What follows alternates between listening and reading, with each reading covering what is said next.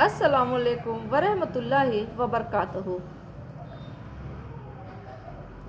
تو چلیے آئیے شروع کرتے ہیں۔ آج کی حدیث میں ہم پڑھیں گے،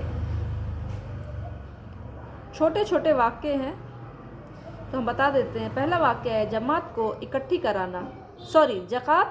کرانا۔ جماعتوں کا سال، کھجور کے تنے کا رونا، اسلامی زمانے کا پہلا حج، حضرت ام کلثوم کی وفات، تبوک کے بعد آپ کی مصروفیت۔ تو چلیے آئیے آج کی حدیث شروع کرتے ہیں، پڑھتے ہیں۔ تبوک سے واپسی پر آپ نے لوگوں سے زکوٰۃ لینے کے لیے بہت سارے صحابہ کو الگ الگ قبیلوں میں بھیجا۔ زکوٰۃ امیر آدمی سے سال بھر میں ایک بار 2.5% لے کر غریبوں کو دیا جاتا ہے۔ سن 9 ہجری میں پیارے رسول کے پاس الگ الگ جگہوں سے لوگوں کے سموہ اور جماعت آ کر اسلام سویکار کرنے لگے۔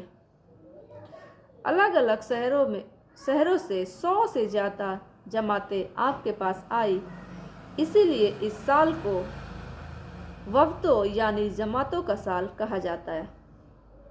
قرآن میں اس کو بڑے اچھے انداز سے بیان کیا گیا۔ جب اللہ کی مدد آ جائے اور تم لوگوں کو دیکھ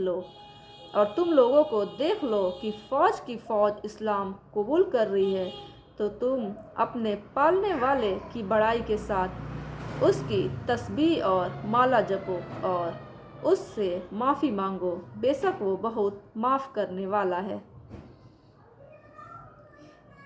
پیارے رسول ممبر بننے سے پہلے کھجور کے تنے پر ٹیک لگا کر بیان کرتے تھے۔ جب آپ کے لیے ممبر بنایا گیا تو آپ نے کھجور کو چھوڑ دیا اور ممبر کی طرف بڑھے۔ یہ دیکھ کر کھجور کا تنا رونے لگا کہ آج پیارے رسول مجھے چھوڑ کر آگے بڑھ گئے۔ پیارے رسول نے اس کے رونے کی آواز سنی تو فوراً آ کر اس پیڑ کے تنے کو گلے لگایا، جس سے پیڑ کا رونا بند ہو گیا۔ اسلام کا میسج پھیلاتے اور بتاتے ہوئے 22 سال ہو گئے تھے۔ 22 سال کی لگاتار کوششوں کے بعد اب عرب اسلام کے نور اور روشنی سے چمک رہا تھا۔ مکہ کو جیتنے کے بعد کعبے کو گندگی سے صاف کر دیا تھا اور اب خدا کا گھر نیکی کا سینٹر بن گیا تھا۔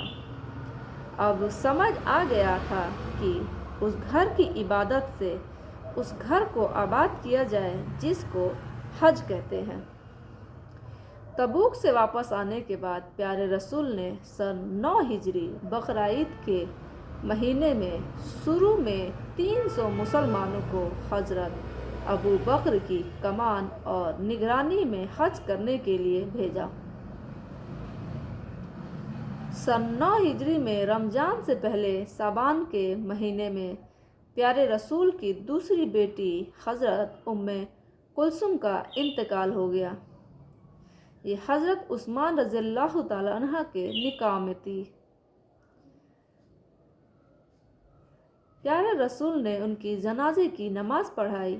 پیارے رسول کو ان کی وفات کا بڑا غم تھا۔ جب ان کو قبر میں رکھا جا رہا تھا تو آپ کی آنکھوں سے آنسو بہہ رہے تھے۔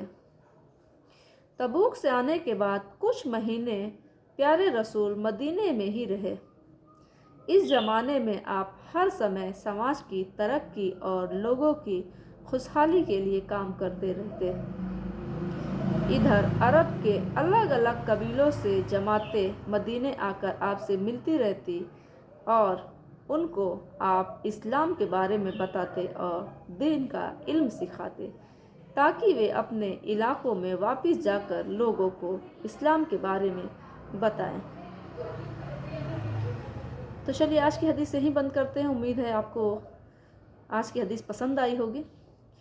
کل پھر حاضر ہوں گے ایک نئے واقعے کے ساتھ، ایک نئی حدیث پڑھیں گے انشاءاللہ۔ تب تک کے لیے دیجیے اجازت۔ السلام علیکم ورحمۃ اللہ وبرکاتہ۔